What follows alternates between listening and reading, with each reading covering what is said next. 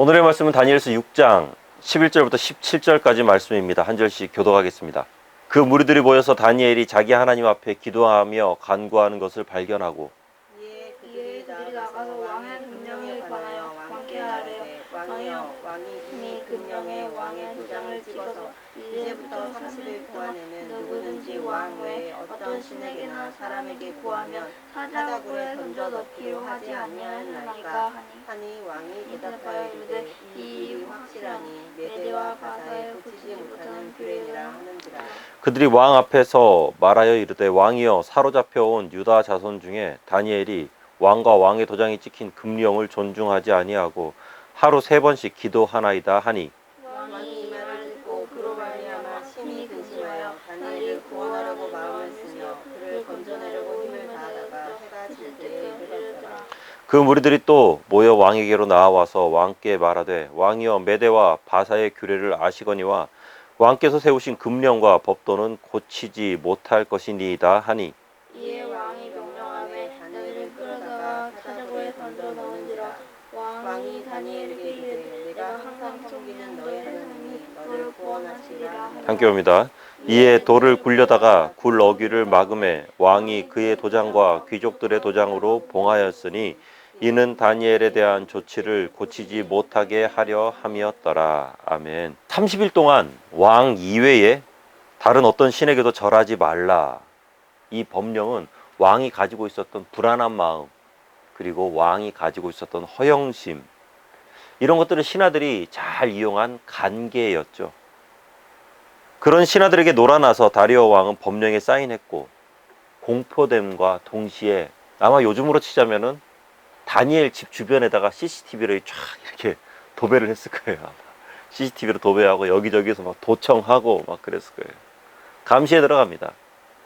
그러면서도 사실 이 정적들이 약간 긴가민가 했을 것 같아요. 왜냐하면 기도 안 하고 30일만 버티면 됩니다. 평생 못하는 것도 아니고 평생 어쩌라는 것도 아니고 이 30일만 딱 넘어가면은 그 뒤에는 또 마음대로 할 수 있거든요. 겨우 그 엄청난 긴 인생 가운데서 30일, 겨우 한 달이라는 거죠. 이거 버티는 거 굉장히 쉬운 일입니다.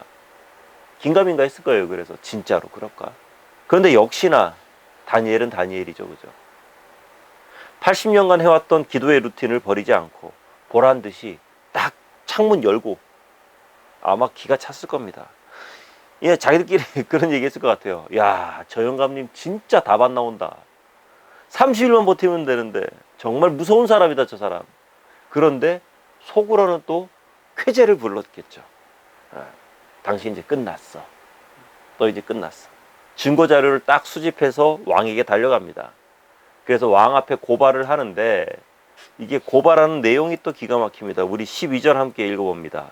이에 그들이 나아가서 왕의 금령에 관하여 왕께 아뢰되 왕이여 왕이 이미 금령에 왕의 도장을 찍어서 이제부터 30일 동안에는 누구든지 왕 외에 어떤 신에게나 사람에게 구하면 사자굴에 던져놓기로 하지 아니하였나이까 하니 왕이 대답하여 이르되 이 일이 확실하니 메대와 바사에 교치지 못하는 규례니라 하는지라. 아멘. 그러니까 이런 거죠.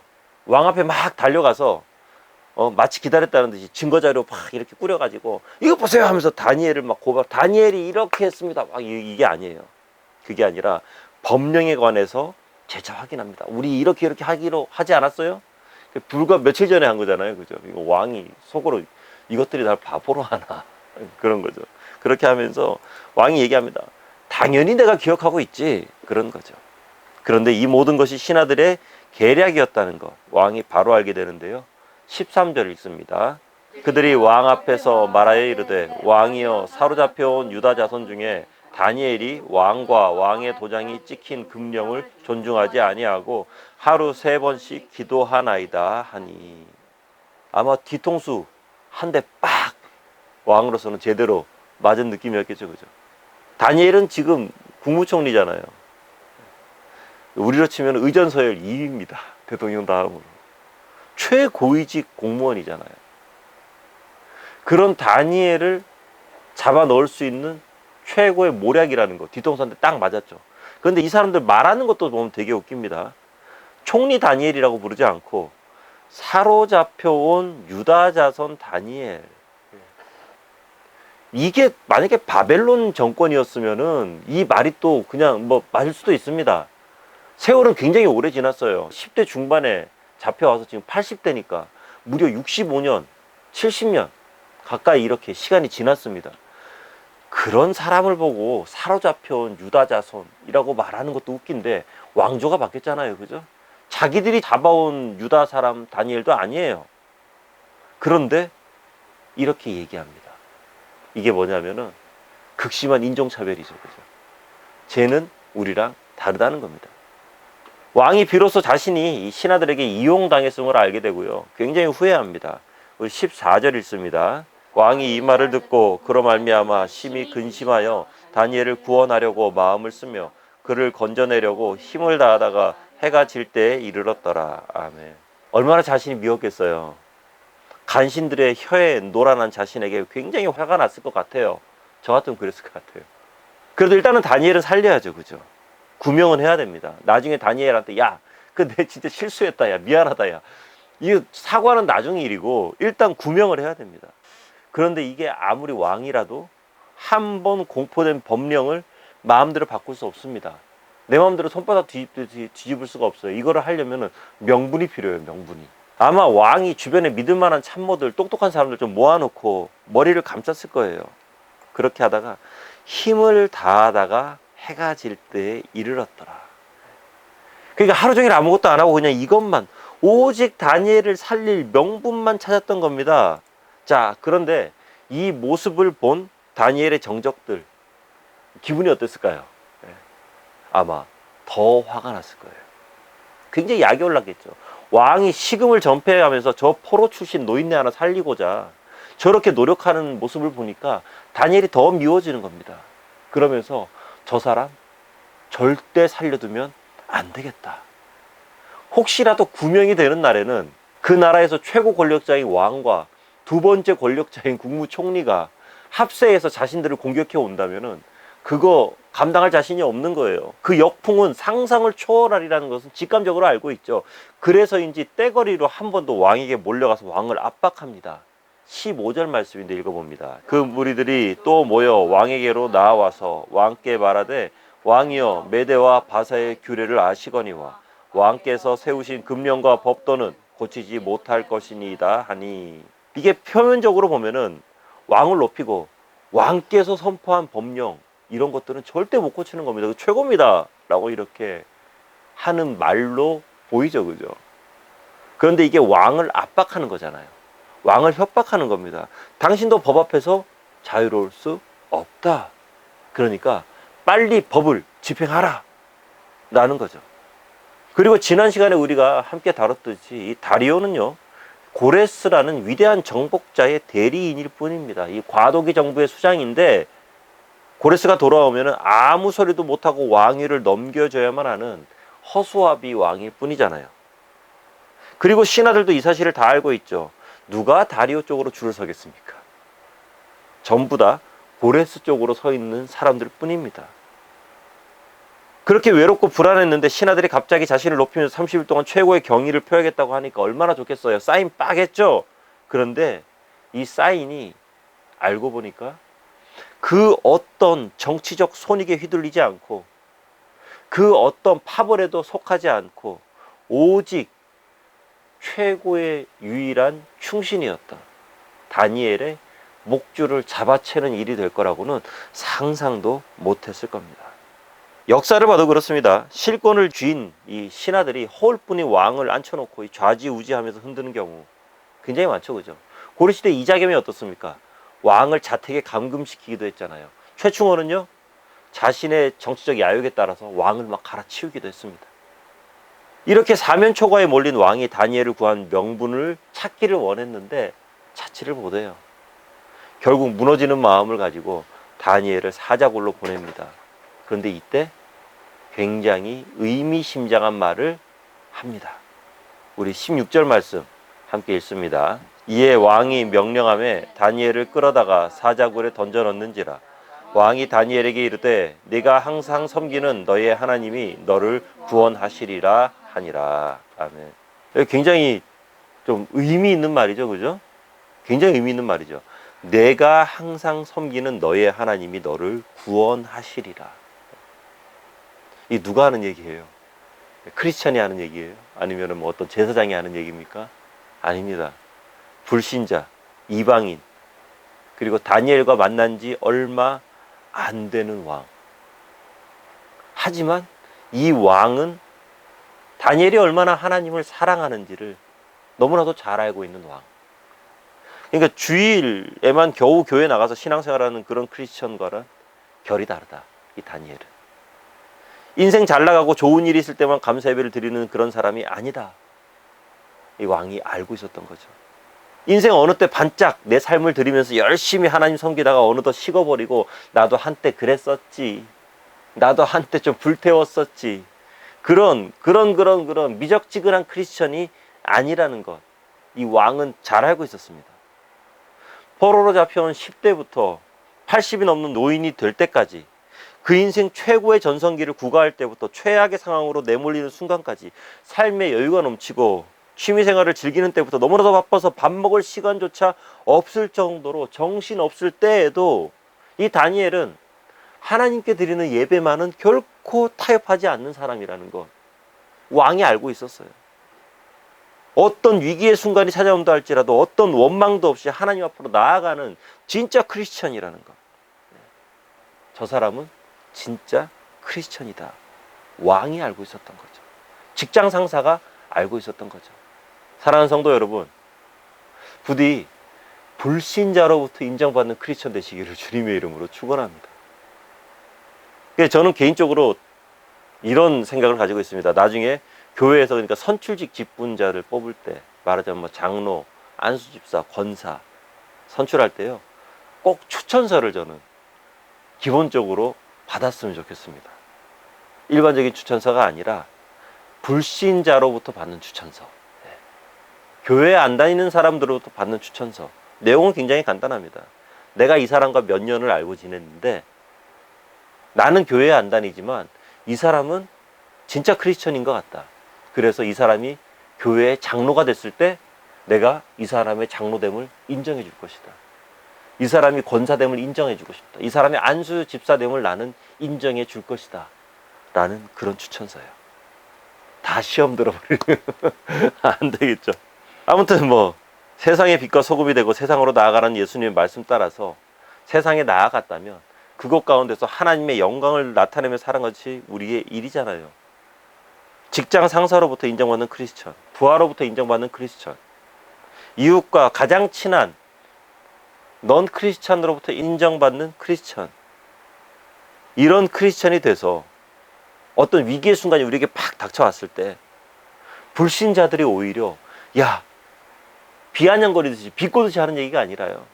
진짜로 야 네가 그렇게 교회 열심히 다니고 그렇게 기도 많이 하는데 하나님께서 너를 어떻게 잘 구해주시지 않겠냐 라는, 하나님이 너를 반드시 구원해주지 않겠냐 라는 진심 어린 넌 크리스천의 신앙 고백을 듣게 되는 우리 모두가 되기를 주님의 이름으로 축원합니다. 제가 며칠 전인데 교회를 이렇게 막 건축을 하고 있는데 어떤 아주머니 한 분이 이렇게 오시더라고요. 오셔가지고 혹시 여기 현장에 물 수도 나오냐고. 제가 아직 수도꼭지 연결을 안 했어요. 그래서 수도 안 나옵니다. 그렇게 하니까 저보고 그러더라고요. 목사님이세요? 그러는 거예요. 예, 지금 교회 이렇게 혼자 짓고 있습니다. 아이고, 목사님이 참 대단하십니다. 어떻게 교회를 이렇게 혼자 지으세요? 그러는 거예요. 그러면서 정말 열심히 하는 모습들 이렇게 한 번씩 그 앞으로 지나다니신대요. 그런데 열심히 하는 모습들 보니까 참 보기 좋습니다. 그래서 제가 교회 다니세요? 집사님이세요? 권사님이세요? 그러니까 나 불교인데요. 제주 사람들은 다 불교라 그럽니다. 네, 나 불교인데요? 그러는 거예요. 그래서 제가 그 말씀드렸죠. 교회 다니시죠? 네, 교회 한번 다녀보시죠? 그렇게 하니까 우리는 제사도 드리고 해서 교회는 못 다닌다고. 못 다니는데 아무튼 참 열심히 하시는 것 같습니다. 굉장히 기분 좋았습니다. 안 믿는 사람들이 교회를 바라보면서 저 교회는 참 열심히 하는 교회다. 저 교회 다니는 성도들은 참 괜찮은 성도들이다. 적어도 이런 말 좀 우리가 듣고 살아야 되지 않겠습니까? 자, 아무튼 왕의 그런 간절한 마음과는 별개로 형이 집행이 됩니다. 형이 집행이 됩니다. 17절을 보면은 다니엘을 사자굴에 집어넣고 돌을 굴려서 입구를 딱 막아버리죠. 다니엘이 혹시라도 살아나올 수 있을 만한 가능성을 완전히 차단해버립니다. 그리고 그 입구에 왕과 신하의 도장을 찍어 놓음으로 인해서 외부의 도움도 차단해버리죠. 내부에서도 못 나오게 하고 외부에서도 도움을 주지 못하도록 원천 봉쇄해버리는 겁니다. 자, 그런데 이 다니엘의 인생을 보면은 위기의 순간이 참 여러 번 찾아왔죠. 그죠? 첫 번째 위기는 바벨로니아의 포로로 끌려갔을 때, 바벨론의 포로로 잡혀왔을 때, 다음은 우상에게 바쳐졌던 음식을 거절했을 때, 세 번째는 왕의 꿈을 해석하지 못한 이 상관들 때문에 억울하게 죽을 뻔했죠. 그죠? 그리고 네 번째는 이 다니엘과는 조금 무관할 수는 있겠지만 세 친구들이 실제로 풀무불에 던져졌습니다. 그리고 오늘의 위기, 다니엘도 실제로 사자굴에 던져졌습니다.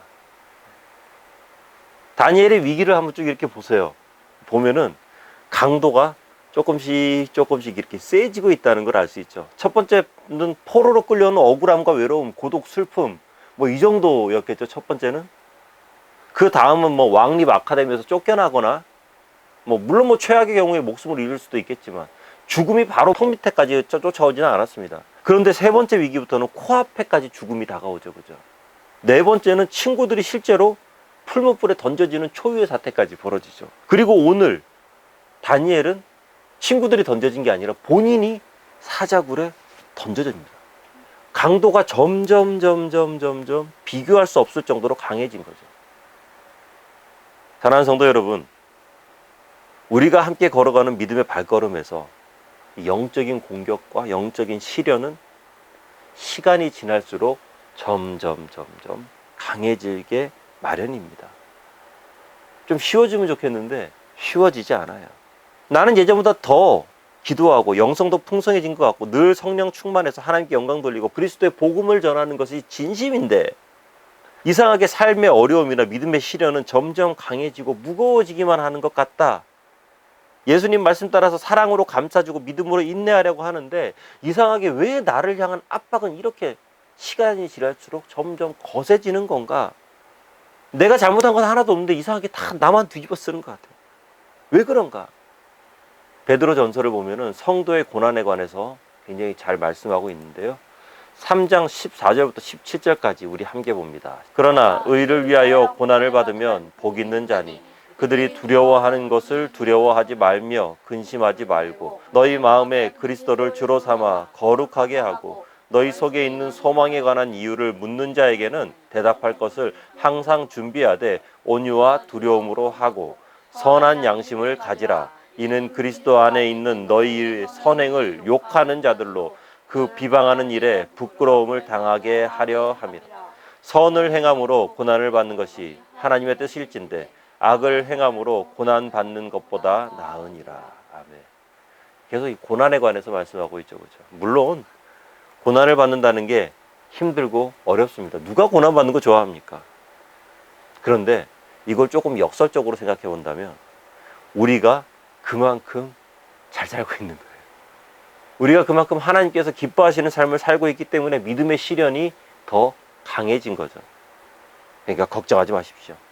하나님께서 반드시 회복시켜 주실 것입니다. 하나님께서 반드시 찬란한 영광을 안겨 주실 것입니다. 반드시. 반드시. 제가 어지간하면 살면서 이 단정적인 말을 잘 안 쓰려고 그럽니다. 절대, 반드시, 단연코 이런 말 잘 안 쓰려고 하는데 이건 진짜입니다. 하나님께서 반드시 그렇게 해주세요. 역사가 증명하고 성경이 증명하고 우리 삶의 주변에서 너무나도 많은 그 증거들을 우리는 보면서 살아가고 있잖아요. 우리가 처한 환경이 만약에 사자굴이다. 지금 내가 완전히 사자굴이다. 지금 내가 풀무불 속에서 살고 있다. 괜찮습니다. 예수님과 함께 있는 사자굴이, 예수님과 함께 서 있는 그 풀무불 속이 그 어떤 화려한 호텔 라운지나 리조트보다 훨씬 편안하고 안전한 곳입니다. 그 예수님과 동행하시면서 이번 한 주간도 너의 하나님이 너를 반드시 구원해 주실 것이라는 그런 믿음의 고백을 듣고 살아가는 우리 모두가 되기를 주의 이름으로 축원합니다. 기도하겠습니다. 하나님, 이 땅 가운데 하나님의 영광을 나타내며 그리스도의 복음을 전하며 무엇보다도 우리의 삶을 통해서 예수를 증거하고 살아가도록 하여 주시옵소서.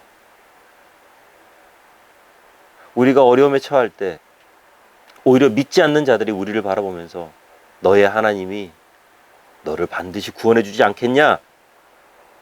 그런 믿음의 선포를 들을 수 있는 우리가 되도록 하여 주시옵소서.